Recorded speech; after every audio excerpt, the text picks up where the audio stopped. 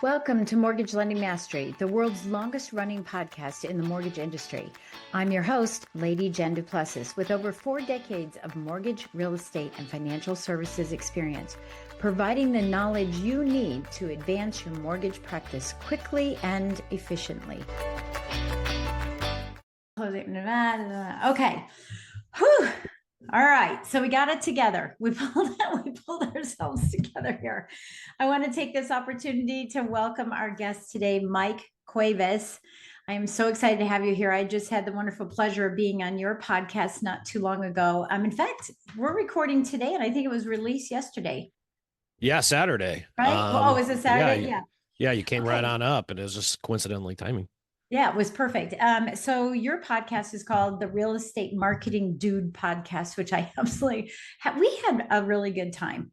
And I'm just happy to have you here doing a pod swap. And we're actually talking on election day. Yes, crazy. Woo! We were just having a little conversation about how that's all going to go today. So it'll be interesting. And we probably should talk about that today too. We'll talk a little bit about what your perspective on what you think will happen after the election. With the market and everything. But you are the founder of Referral Suite, spelled SWEET, because you want to have sweet referrals, right? Yes. And so I want to start off with the biggest thing that I remember from our conversation is that, in 2004, you had your best friend cheated on you. So tell us a little bit about that. Yeah, I think this is and this happens to real estate agents, lenders, anybody in any referral-based business for that matter. Doesn't matter. It's the same sort of concept. But yeah, the story is I used to live across the street from a local tavern in downtown Chicago, and me and my friend did what 23-year-olds do at that time. We go and drink beers and eat burgers, right? And during that conversation, I remember it clear as day, is that he's like, "Hey, Mike, I just referred this really cute realtor a $400,000 listing today." Well, I'm just sitting there in front of him. I'm like, "Oh, really? Interesting." I'm like, "Wait, what do you mean? Hello, John, hello, did you forget I'm in real estate? Like we talk about this every single day, like, and then we think that and he's like, oh, he goes, oh shit, dude, I'm so sorry. I'm sorry." Oh, I've heard that one before. He just completely forgot, right? Yeah. I went home that night, and this is a true story. I cried, literally cried, because it was so difficult at 22 years old to get started, yet alone like a $400,000 listing, like is $10,000 in commission at a 2.5%, which was like winning the lotto when you're 23 years old. You have $10,000 in your bank account. You're like, holy moly, I made it, right? Yeah. So it hurt. But what I also realized, I'm like, holy crap, if my best friend forgot what I did for a living, then how many other people also forgot what I do for a living, and how are you going to survive in a referral-based business that way? Because I always knew real estate was a referral-based business. Yeah. So you said referral-based business, and you and I, we talked about this on your show as well. That I am heavy on connections and referrals, heavy on that. Yeah. But how many people really think it's a referral-based business? Because what I see from lenders and real estate agents all the time is social media, AI, funnels, right? Sure. I see all of this stuff, and in fact, I was just a keynote speaker on a summit yesterday, and I was talking about this, saying, you guys, referrals have always been the way it's done for eons. It's been this way, and it will continue to be that way. And we can't forget about those referrals. But I think the easy path is, well, I'll just pay somebody, or I'll do my own social media. But of course, we know there's a problem with that, which we will talk about here in a minute, which is content. Which is funny because people don't do social media because they don't have content. They say it all the time, and yet they still had their flashlight is honed in on social media. And why isn't the flashlight honed in on referrals? So what do you think is the issue with referrals, and why people steer from them so much? Yeah. I love the question. So social media is, people chase the shiny objects first and foremost, and then there'll be like a guru that'll come to the center of the stage with the newest, latest, and greatest email autoresponder that's ran by AI technology. And then all of a sudden, that magical button is supposed to be pressed, and all of a sudden, it's supposed to be just spitting out business. And unfortunately, that just, as well as I do, that just doesn't happen, right? Yeah. Now, social media is just a communication tool. guys. So it's not a lead generation tool. It's just another way to stay in front of people that you already know, because of social media. When people talk about, hey, I'm killing it on social media, I'm attracting so much business off of social media, they're not attracting that business from strangers. They're attracting them from people they already know, AKA relationships. Yeah. So unless you're paying 10 grand a month to do some kind of weird advertising and you're you could run ads 100%. but you're not getting return. Yeah. Nothing's changed in the last 30 years on how people decide to hire their lender or their real estate agent. What's changed is the way they remember them, or the way they know them, or the way and why they hire them. And I believe that in today's day and age, 95% of the battle is top of mind brand awareness and personal branding. And I think that's true in any referral based business. So the end of my story, I'm sorry, go ahead. No, I was going to say, and then tell your story. Grant Cardone says that, it's not best anything, it's best known, right? He says it's always best known, never best. You could be the best at what you do, but if nobody knows who you are, you're not going to get the business. And I want to also highlight one other thing before you move on there is that both you and I, talk about the know, like, and trust. Yeah. And my know, like, and trust is a little bit different. And I'll just share it just real quick, which is people know what you do, but they don't know who you are. Therefore, they cannot trust you. So it's not, well, they know what I do and they like me because I wave when I see them at networking. So therefore, they should send me business. Well, there's a lack of trust because they don't know who you are. They know a title. But I love that you've added, remember. It's the know, like, and trust, but do they remember you? So yes. I think that's really, really powerful. And, and it's a reiteration of what I was just saying, too, is that we just, or what you were saying about the fact that we just don't remember them. Do they remember? And we have to constantly be dripping on them and stealing brain cells all the time. So, okay. So after this happened, obviously you were saying, I know what you did. You said that's never going to happen again. Right. Start reading, attending seminars, going to webinars. Like, I don't even know if they had webinars back then. It was like 2012. No, it's 2002. They had webinars. We had books. I bought books and CDs. Yeah. $4.97 or $9.97 was the only price those things were sold for. But I bought everything I get my hands on, and learned marketing, to what it is, and it grew from there. But you're right. I want to go through the math on this because, like, what we're talking about isn't like theory. People go, oh, I don't have a sphere of influence, or I don't have this. So like, I always go off. I don't have enough people. Yeah. Yeah. So this will be a useful exercise for anyone listening to this today. The first question I ask people is like, all right, well, how many deals did you attract off of Facebook? Because let's be honest, everybody in real estate has a Facebook page. And if you don't, you're just losing business. I mean, 2024, you need a Facebook page at the bare minimum and an Instagram handle. And people usually say, oh, I got like 12 deals off of social media this year. Right. And I'm like, I'm like crazy. I'm like, so you only got 12. So I'm like, how many deals did you miss? So I want you to go out and do this exercise. So here's the exercise. So go ahead and add up all your social media friends. All right. And then I want you to go ahead and add up all of the phone people or your contacts in your phone. Then I want you to go to the CRM and add all of the quote unquote relationships you have. And if you really break down marketing and top of mind brand awareness into the following, it's literally this simple. Now, collectively, 10 to 15% of people across the world, or at least the United States, move each and every year. 10 to 15%. Last year, that number averaged just over 10%. That means that 10% of all those friends that you're connected with on Facebook, the followers you're with on IG, the people in your damn phone and the people in your CRM, the people you come across at your kids' soccer games on Sundays or Saturdays, they're moving this year, but most don't even know it yet. Some are going to lose their jobs. Some are going to get sick. Some are going to raise. Some are going to get relocated. Yeah. Yeah. But 100% of them have a referral for you. So I don't know anyone that has less than 500 Facebook friends. And if they do, that means that just out of those 500 Facebook friends, 50 of them moved in the last 12 months. Now, the question is whether or not they use you. They're not all buyers and all sellers. Some are renting. Some aren't even local to your area. But the mathematics show that 10 to 15% of the population moves every year. Now, when you look up the stats at the National Association of Realtors, it's near 74%, I think, is the amount of people that hire the first person they come into contact with. Yeah. So like when we lose those deals once a year to little cousin Billy, the realtor who just got his license, that doesn't know anything better, doesn't know the difference between APR and an interest rate. And then Aunt Sue, the realtor, that doesn't even have a Facebook account. Why do we lose those deals? It's because one, top of mind brand awareness. Yeah. And then two, blood is thicker than water. The relationship will always trump the expertise. Yeah. Well, it always will. Again, best known versus best, right?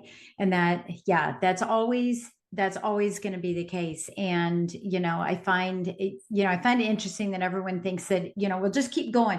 It's sort of like that movie with the little fish and everything, just keep swimming, but at some point, you have to change your direction and figure out where you're going to go, right? Other than just going in that same direction over and over. So I love these, the statistics of this. And, there's a subsequent statistic to that 74%, let's use that one. It used to be 84 something, 83%, but 74% of people will use the first person they talk to. So there's another statistic, and it's a little bit higher. 87% of people will use the same real estate agent that they did the first time, but only 13% do because they don't know who they are. Oh, they were really good, but I don't remember their name, right? And that's on us as professionals in this industry, right? That's on us that they don't remember who we are. And so I think that's really interesting because that ties back to your remember. There's nothing sticky about the relationship because they don't know who they are. They don't remember you. But when you know who people are, you remember the stories. The first thing I remember with you is my friend cheated on me in the business, right? And that becomes its sticky factor that I go, oh, there's somebody that, if I refer, I don't want them to think I cheated on them. So I think that's super, super powerful. So what are you finding? So let's just talk about maybe what you're finding today on, in your own database of people that are moving, these life events that happen, and just because someone isn't moving, I don't really want to go after 10%. I'm going to go through my whole database, and I call it my community because it's just a mindset shift. But I don't want to go through my whole community and think that I just want to find the 10% because every person in there knows someone who's going to move or will have to move, right? So the opportunities are endless. So what are some of the strategies that you use? I know you have some software, and we'll talk about that in a few minutes, but what are some of the strategies that you're using in today's world where there's not much to say because everybody's rate's low and yada, yada, and the election's coming and we're all holding off. We don't really want to make a move. And we're hearing this, I'll wait till the first of the year. What are some things to light a fire under your database? Sure. So love the question. You don't need to tell them you're in real estate. You need to remind them, and they'll reach out to you when they're ready. And there's a difference between selling and prospecting versus just serving. I find that I don't really care about the content. I care about the touch. And I like the touch through a multitude of channels because there's a difference between advertising and marketing. And this is where a lot of people get a term I call commission breath because like everyone's always in sales mode. And that's advertising and prospecting. And God bless you. Like, you should always be prospecting for business. Those are different systems you'll set up that are lead generation based. What I'm talking about is more marketing, personal branding, and something that's always going on in the background, regardless of whom you're working with or who you, at the moment. And my goal with every bit of marketing or every message or every touch is not to sell them something. It's to create attention and to serve them something. So mindset shift for marketing starts with that. And once your content becomes more serving versus selling, reminding becomes very easy, right? Now, today I have a post in our social media calendar. I have a post, and this is just an easy way. I don't need to tell everyone I'm in real estate, but I can make a post right today on election day that says, no matter who wins the election, real estate is still a good investment. Yeah. That's an easy way for me just to remind everyone while everyone else is taking sides and fighting and arguing and calling each other names. I'm just going to take the middle of the ground approach and just juice the algorithm for engagement. Right. So that's the key. That's where everyone struggles, is how do you constantly talk to your database and the people that you already know without talking about real estate. And that is the key, but you take a multiple channel approach: social media, direct mail, and email consistently. Yeah, I love it. And I think also phone calls. It's still phone calls. It is still touching base with people. People want to know what's going on. And we talk about this a lot, and maybe you can speak to it as well. A lot of my clients will say, I need a script, I need a script. Well, the best script is the truth. Yeah. That's what I always say, the best How do script. you script someone on a conversation you don't know you're going to have yet? Yeah, it's pretty funny. But I do these things called catchphrases, but nonetheless, but I think that when people are trying to think about the content, or what do I want to be talking to people about, they've said to me, I just feel salesy. I don't know Yeah. what to say. I need a script. I don't want them to think I'm calling and trying to be salesy. And I go, well, are you calling to be salesy? Are you trying to get a lead from the phone call? Are you trying to get an opportunity because they're different? Or are you simply touching base because you truly care about your clients and you want to steal some brain cells?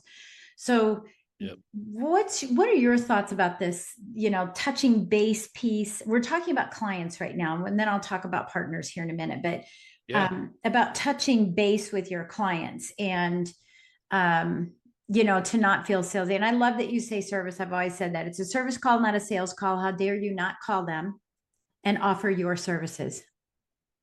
So here's why you have to do this first is that if anyone who's ever invested with a financial planner before, the second you invest, they disappear. The feeling that you get in your stomach is the exact same feeling you do to your database or your past clients when you don't consistently communicate with them. So that's why we do this. And if you don't know the why first, I'll never do the next part. But yeah, I recommend at least one phone call to everybody in your database a year. And I used to do them right about this time in the holidays. Now, Yeah. Yeah. the database, though, that we're talking about, just to be clear, though, is the database of people you'd invite to your wedding or funeral. Anyone that you'd be extremely angry to learn that I sold them a house, not necessarily you. Those are the people that you need to be touching. And the way that I would do this, honestly, so I didn't sell, is I used to have client parties. Yeah. So I would just invite them to my client party. And it was a way for me to touch base. And that was the excuse just to get on the phone and just be like, hey, and by the way, how are the I'm kids having a doing? party. Yeah, I'm having a party. I invite them. It's how I build all databases. And at the party, I would have them give me their direct mail address so I could start farming them, right? Like, so it's just a matter of there's always an excuse to touch base, but the excuse should never be within the first 5 seconds. Hey, do you know anyone that's looking to buy or sell real Hey, estate? right, Yeah. right. The reason I'm calling is to get some leads from you. What do you have? Yes. No, I hate that. I have a great I have a client right now.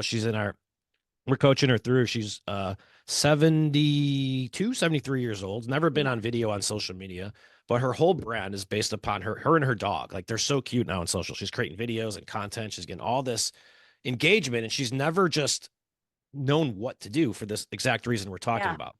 So what she does every year, she's having a huge pie event in her office. And Yeah. this pie event has turned into like this whole thing. Like there's about 4 The videos reverse done around Popeye. it. Yeah, She's the in reverse Popeye. she sent out an email. She sent out a direct mail invite, and she has 238 pies. Every one of those people that come in, she's going to have a photo with. Then she's going to create a whole collective reel after that. And every single image or piece of content that she'll create over this pie event will remind people she's in real estate without her saying it. Yeah. That's the key. Yeah. I love the client events. I used to do those as well. So did you read Seven Levels of Communication by Michael J. Mayer? Yeah. Yeah, he's a good friend of mine. Yeah, I love Michael his. wrote the forward to my book because I love that whole concept, because he does have a rotation of everything is based around a quarter to have a client event, follow through with the client event, Yes. start another client event, right? And so many people have gotten away from that. I've noticed there aren't as many client events, and maybe that'll change. Coming up COVID. soon, because I think COVID screwed it all up, and now maybe it'll change a little bit. All right, let's talk about current. That's an opportunity though. Oh, When yeah. everyone's on Zoom, like get in person. Like I think there's a huge opportunity. Like I am starving for human interaction personally. Yeah. And I was just telling someone this the other day. Like, I'm like, dude, what's your culture like? What are you guys doing there? Like, do you guys like see each other? Like, dude, like get in person. That could be your one thing that makes you so different. Yeah. Well, I don't know if you remember, but we had a pre-call. You and I had a pre-call, and you were like, I didn't know if it was supposed to be on Zoom or a call. And I go, nope, it's just a phone call because I just don't want to sit in front of my computer all day, right? I mean, Yeah, that's yeah. just one little movement away. But I want to talk about a little bit about content and some thoughts that you have around content. Now, I've always felt that I'm experiencing content every day because I'm being asked questions every day about Sure. everything, right? So that becomes content. I also think current events become content. But what are some ideas that you have on the type of content that can be created to remind people that you are in the industry that you're in? Yeah, I mean, what's working the best right now are just React videos, 60 seconds or less, and just doing them on Reels. And just literally like, look, I put one up yesterday that was just written August or November 4th, and by the New York Post came out with an article that said something along the lines of inventory levels are back to 2019 levels. So I'm going to take that article, I'm going to put it, I'm going to comment on it, and I'm just going to simply remind people that I'm in real estate. So reporting real estate news, I love that idea. I think you could do those like, and just let's just break down the content calendar to really walk them through this because every month is only 30 days. Yeah. So if you were to pick 4 articles a month, just to react to those 4 articles, now you have a piece of content for week 1, week 2, week 3, week 4. And Yeah. it's as simple as that. Yeah, Um, and it's your spin on it, your spin on the article. And especially if you find an article that has a lot of traction and noise, yes. repurposing, downloading it, repurposing that article and giving credit where credit's due, but Right. those are great. Here. Do you use Fred by any chance? No. Okay. I've written like thousands of scripts, so I have a gigantic library of basically anything you'd ever talk about in real Yeah. estate.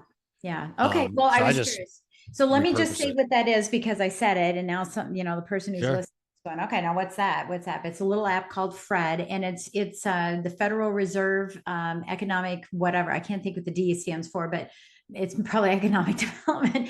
But Fred has a lot of charts that come out. They are the chart people. If you've ever seen anyone doing charts, that's where they come from. So you can look at, hey, employment's at historical lows, employment's at Oh, that's cool. historical highs, new build starts are up, they're down, every kind of chart you can ever imagine.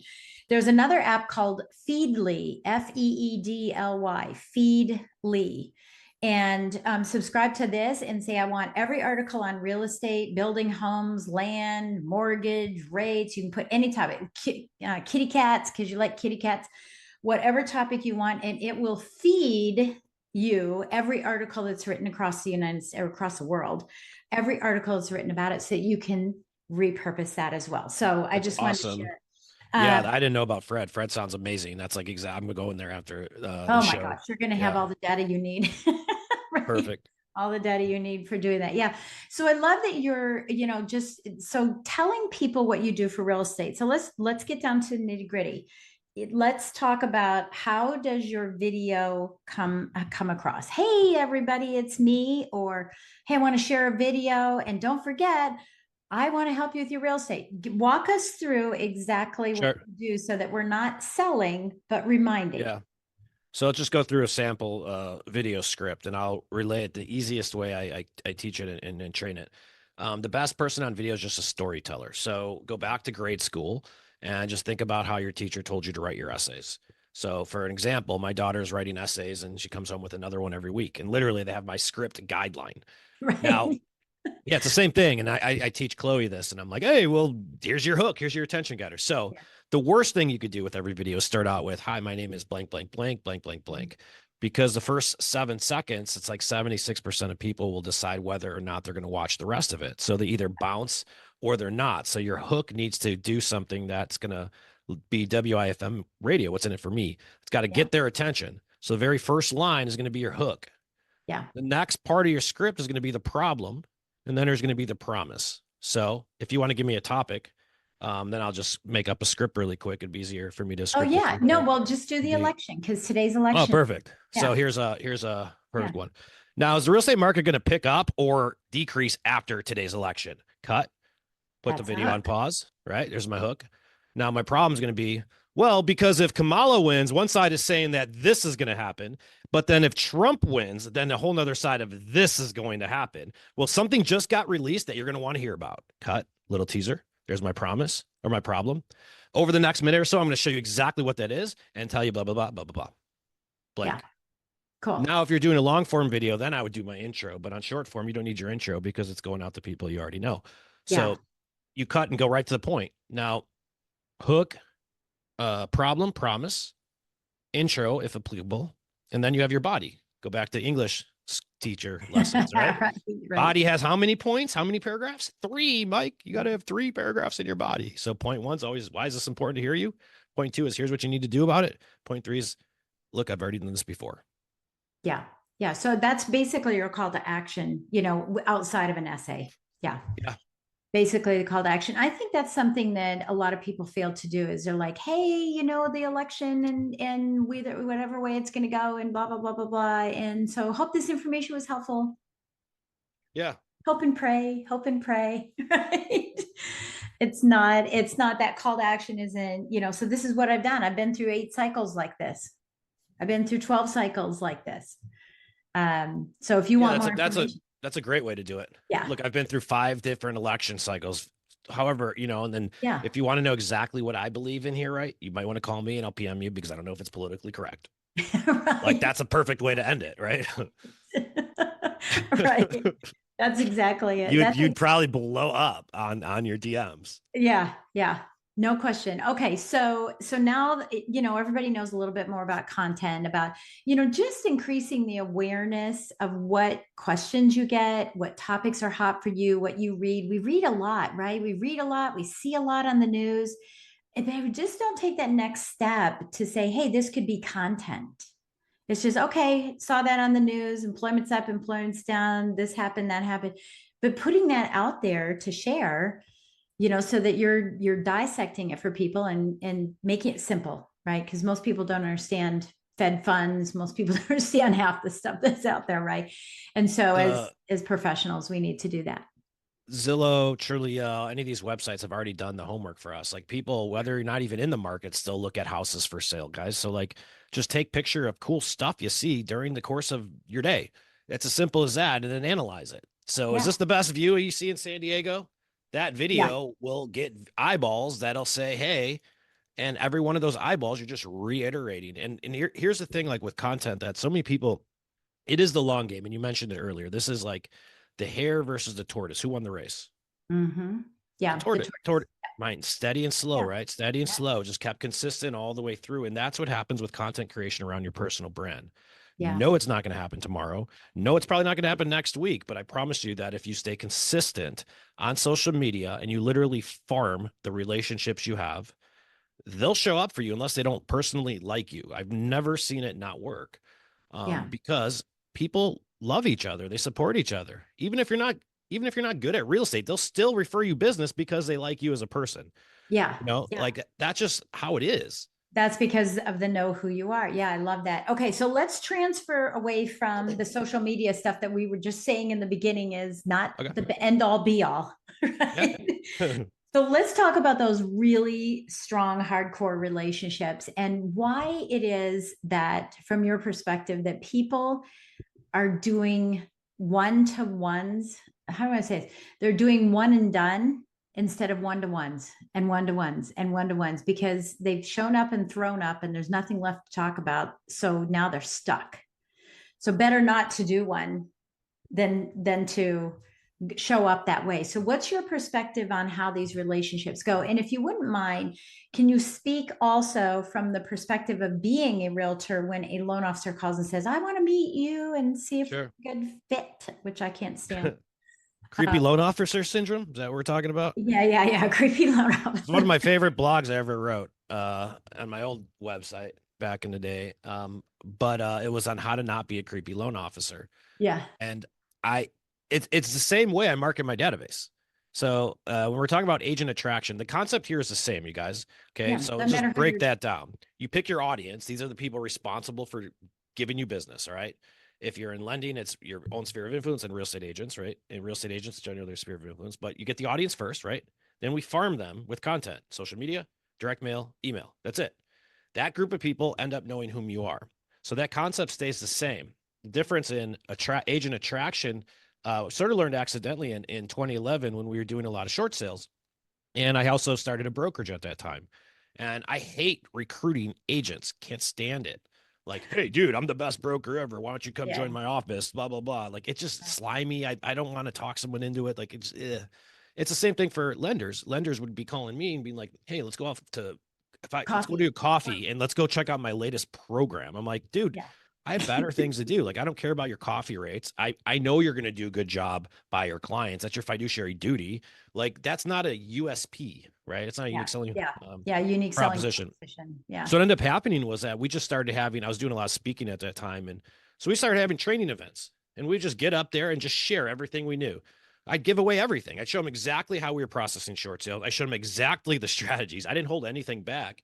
And what I end up finding out is that the people who show up to training events, they're literally raising their hand because you're doing their job that their broker isn't.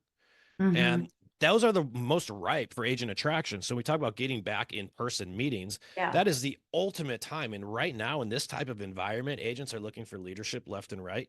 And whomever is having all of these local events, they're winning. And that model has been proven by every MLM company from EXP to Real.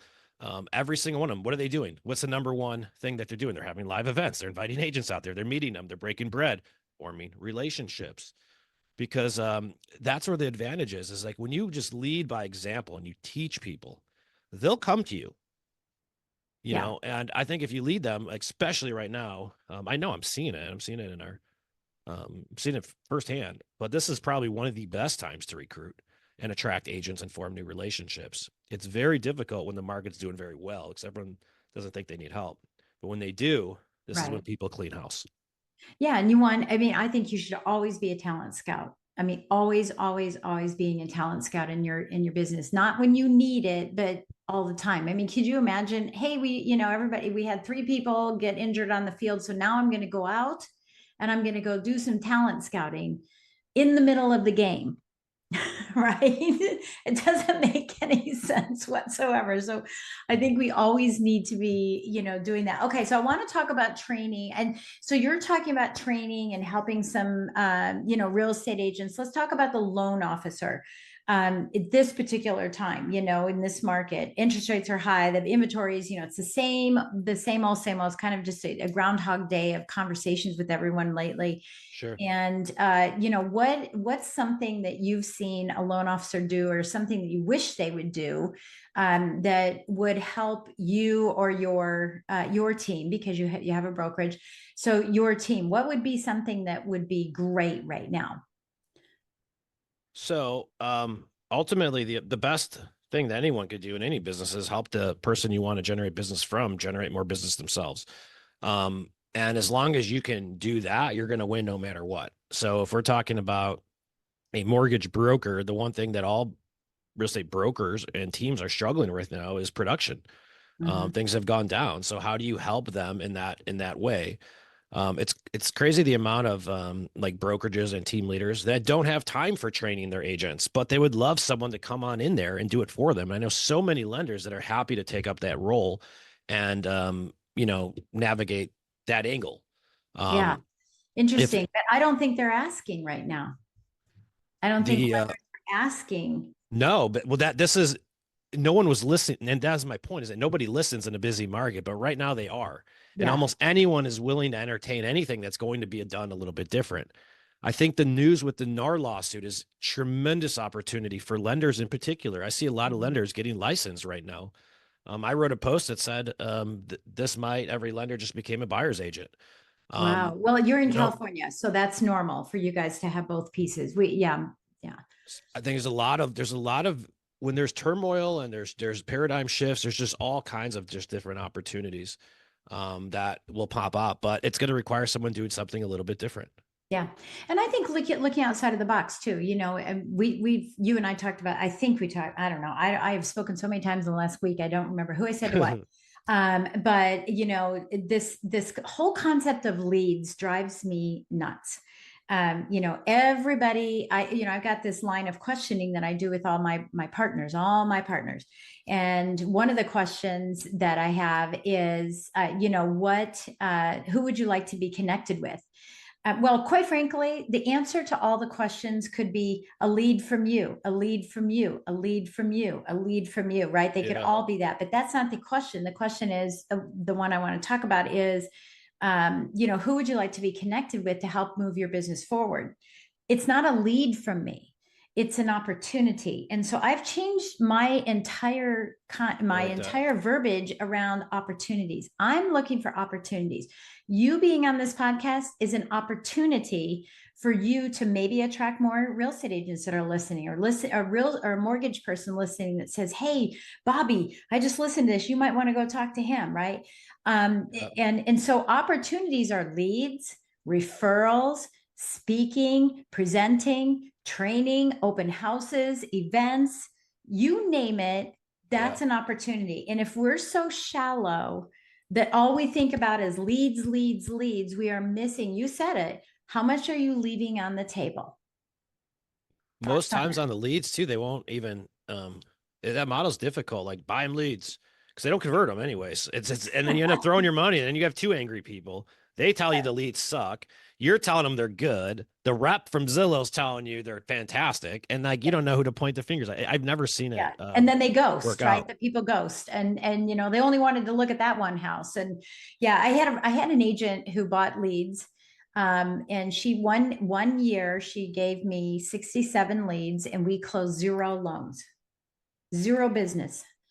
And I finally went to her, I put my big girl panties on. I went to her and I said, I call it the Savannah syndrome, because her name was Savannah. And I said, Savannah, I've been working like a dog, thinking you're an A player with me because I get leads all the time and everything, but I realize they're not going anywhere. And what are you saying to them? And she said, well, I just tell them, call my lender, Jen. And I said, okay, can you qualify the lead for me? Oh, no, I don't qualify. I said, no, I'm not asking you to qualify the loan. I'm saying qualify the lead. Ask them a few more questions. So the next year, she said, okay, that's fine. I get it. So I kind of coached her through that. And I only got 7 referrals. But guess what? We closed 5. And at first, of course, I was, oh my gosh, what's going to happen? Oh, she doesn't like me. I approached her about this. Right. Yeah. But I learned through that. And I think that your point is so good about, just focusing on the relationship and not on the mechanics. Yeah, there's so always win mechanics out there. There's so much of that. I love that you're saying that. Okay, what kind of topics are realtors looking for right now besides NAR? Got the NAR thing going on, which I think you guys should be the expert on, but it's okay. Listing. I'd focus on listings all day, because if anyone that sees the writing on the wall, that's where you're going to put the focus in terms of your ads dollars, your monies. And the reason for that is you can't guarantee that you're going to be paid a buyer's agency commission anymore. So you can't guarantee the ROI and that ad spend. So I think everything's going to go towards listings. If I was a lender right now, I'd love the niche. I see a lot of people doing this of niching down into divorce and into distressed and creating solutions for that. That can easily be a value add, because there's 2 ways to get agents. You either A, get them to do more business, or B, you create a service that makes them look really good. And you can do that through the service that you have, but just being a general lender, everyone's a general lender. Like, you got to niche down. So I love the divorce angle, because that's a huge market to serve, and those are listing leads potentially. So like, if you could introduce your agents to a divorce attorney that you have formed a relationship with, you now also have that realtor for life. Right. And then they can do the buyer PB or the BPL and stuff like that. Yeah. I was a CDLP. I was a certified divorce lending. In fact, I did all the training for them, for loan officers. Oh, I'm going to talk to you about something when we wrap up this podcast. Oh yeah. Sounds good. But no, I love that. And, it's 2-sided. You get both sides, and it's great if your real estate agent becomes a certified divorce real estate agent as well, because those certifications are out there. Yeah. That point of, selling everything to everybody versus selling nothing to no one, right? Because that's what happens. You sell everything to everybody, you sell nothing to no one.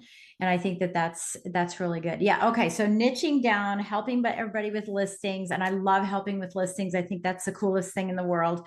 And so many loan officers don't do that. So, hey, listen, if you're listening and you don't know how to do listings, you got to call me, because I've got a whole program based around this. It's not a program. I don't want to say it. I've just got I wrote up a big thing about listings years ago, and I call it Business Booster program. So we go boost the business of realtors. But okay, so what else? Let's talk about the suite, right? The suite assist that you have. Let's talk about that particular program and what that brings to real estate agents, so that a loan officer listening could take this to their agent and say, guess what? I found something for you. And that's value add. Sure. Yeah. So they have we have an agent individual user version, then we have a team or brokerage model enterprise type version. So when I see most lenders is the same marketing an agent uses to generate business, a lender can do the exact same thing. Like as a matter of fact, the lender actually gets more likely to get first contact by a potential buyer or seller, because they're looking at their numbers before they're getting in the car and looking at houses. So if you become top of mind, the same thing that we have realtors do is the same way a lender markets their business for the same amount of referrals. And then that puts you in a driver's seat, so you can hand out referrals versus just take them, which is always a better position. Absolutely. To be in. But when we have brokerages that like attracting agents, Sweet Assist is just a white labeled cloud-based solution that you could 100% build an agent membership site in. And what it is the place that you could put in all your training, all your marketing materials, and it's basically a cloud-based agent resource center. We have a print center that your agents can go ahead and hit everything from print to demand, and you could co-list branding and do MLS stuff. And it has all the features of Referral Suite in it that helps their agents market their database 70 times a year, so they can generate referral business. So we partner with lenders in that. They essentially white label our platform as their own, and we help them on the back end, and they go out and create more agent relationships while we coach them for them. So yeah, I love that. Okay, so does that include open houses too? Is that part of it? Yeah, where everybody. Yeah, you could do signage, you could order postcards, you could do just listed, just sold, anything and all above. Housewarming parties, that kind of stuff. Yeah, totally. All of it. So what makes that different from some of the other things that are out there and available? Our biggest competitor is probably Go High Level. It's like a Go High Level platform for real estate. So it's just a white labeled cloud-based solution that you can build as your own and have an extreme value add with your agents that you serve. So it gives them all the tools for marketing and marketing their database and whatnot to utilize. And it's just a value add to serve your agents. Is this in, how do I want to say, a piggyback to or in tandem with what Remax might offer to an agent, what another, EXP might offer to their agents in addition?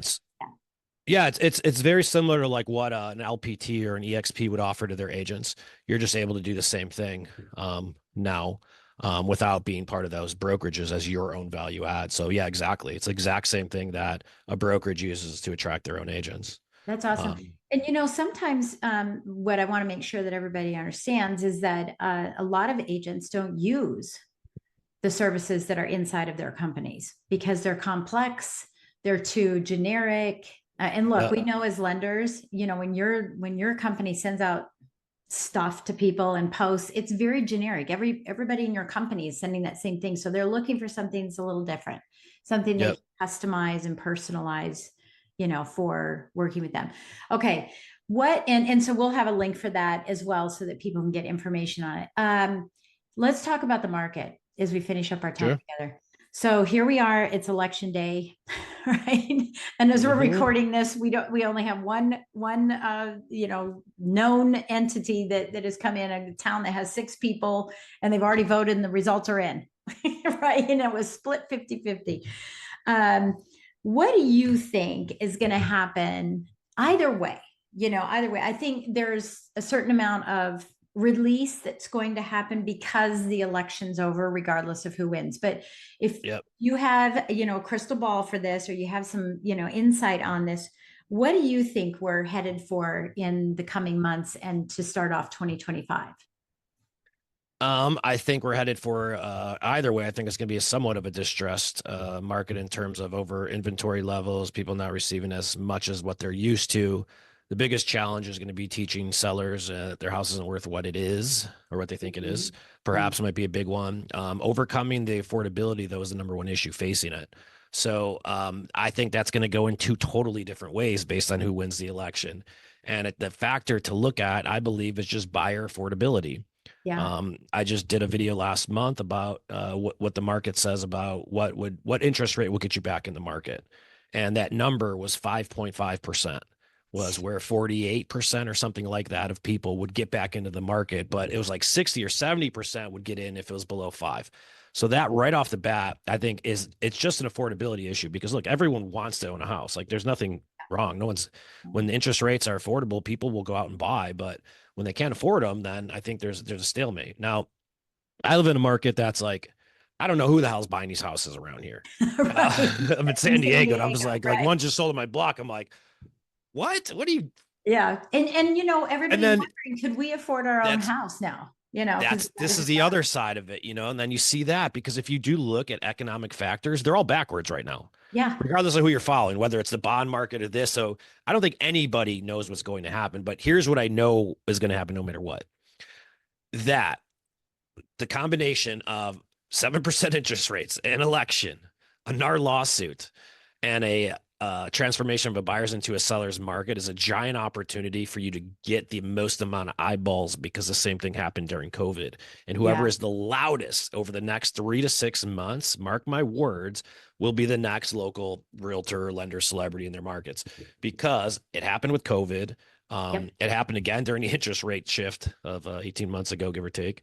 And it's whoever's the loudest, which just shows us, you guys, this is a popularity contest. So Yeah. the loudest one will win, while a lot of people, I think, will get phased out, which isn't a bad thing for the industry. I think it No, needs to it's a clean good up. correction. It needs Yeah. to it needs to correct. It needs to clean Yeah. up.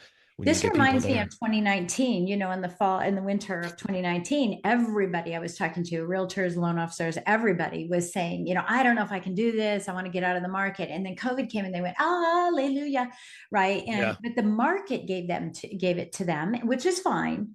I think the market will give a certain amount, but don't leave any money on the table. I always say, be ready for when the when happens. Yeah. And don't leave any money on the table. Be ready so that you can get every aspect of the market instead of just a linear approach of, well, everybody who's in front of me, I'll get. Yeah, I think you bring up a really good point with home affordability because values have increased so much. It has to be a low rate like that, even though I know as lenders, we say, hey, in the history of lending, by the way, you can find that on Fred. In the history of lending, interest rates have been, at X. And I don't know what that is right now because I'm not in the lending business anymore, right? But interest rates are at X. And so it's unrealistic to think that we could go down to 5.5. But the thing is, we have to be able to. Otherwise, we're going to see price drops. Yeah, it's just too expensive. But that's what you look for. But be very loud, focus on sellers. Okay, so if I were to ask you what you're doing right now, you're going to tell me you're being loud. Yeah, I'm putting together a listing model specifically that goes directly and combines lawyers and realtors for distressed properties. Awesome. So And I'm look, going heavy into it. they're coming because foreclosures are up, and I think we're going to see more of them coming in. As a real estate investor, there's more opportunities for me out there right now, and I'm Yep. getting ready for when the win happens too. So I love that you're doing all of those pieces. Okay, so let's recap just a little bit on this. So number one is get your content out there, look at current market trends, right? Yep. Question and answer. What else am I missing? I'm missing something that you said. Be loud. Own your database. You have to own your database no matter what the market does because that will always be recession proof. It'll Yeah. provide for you in times of good and bad, and it's your baseline of this business. You might not get rich off of it, but you will be consistent. And the Right. second you start avoiding peaks and valleys is the second you can actually start building something. Yeah. And then, so that's on social media. So you're going to do be loud, do the videos, do the content, read the articles, go get Feedly, go get Fred, whatever you need to do that. And then shifting, making sure that your clients know that you're still there and you care, right? I'm still here and I'm taking care of you, touching base with your clients and using the holidays as a basis for saying, hey, this is what I'm going to do. I'm just going to start there. And I know there's tons of depth that you have, to all this, but on the surface, that's what you're saying to do. Yeah. Okay. And, with the relationships, maybe consider some training. Start putting some training together and some topics, ask people, what are the topics you're looking for? What are the things you're looking for? And let me go in and do that. And maybe do that with teams. Maybe instead of going to the broker, go to the team leads and do something like that. Getting ready for when the when happens, I would say know your numbers and do your homework and make sure that you know where the affordability factor is for clients. Know when they want to be triggered, when you can make that phone call to them, having a call to action in everything that you do. Is there anything I've missed that you've talked about? This is all your talk. I'm just recapping. No, that's it. Niche down, be very loud on your database, consistently touch them 60 plus times a year, and niche down and focus on what you want to prospect with. It's all relationship based, but focus on sellers and listings and own your database. Yeah. General rule, market your database, prospect your niche. Yeah, there you go. Ooh, I love that. Yeah, I'm going to repeat that. Market your database and prospect your niche. Yeah. And your database is already there. I call it acres of diamonds, right? You're already standing on them. Yeah. Do something with them instead of crunching them, instead of walking across them and crunching them, right? They're right there for the taking. I love it.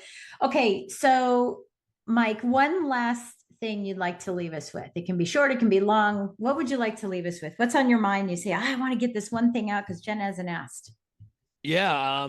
I'm just going to look, it's not your job. It's not their job to remember what you do for a living, but it is your job to remind them. And if you believe that you're the best lender, real estate agent, investor, whatever practice area you're in, if you believe you're the right person for the job, I'm hoping 100% of you answered yes. Well, then it becomes their obligation or your obligation to let the world know about it and know you're not being shady, know you're not being annoying because you are there to serve. So as long as you believe you're the best person for the job, there's no reason that you have to say, oh, what are they going to say about me? What am I going to do? Oh, I can't do this. Someone's going to think this. Someone's going to think that. No, you have a job to do, and that is your job to let the world know. Otherwise, how are you going to help them?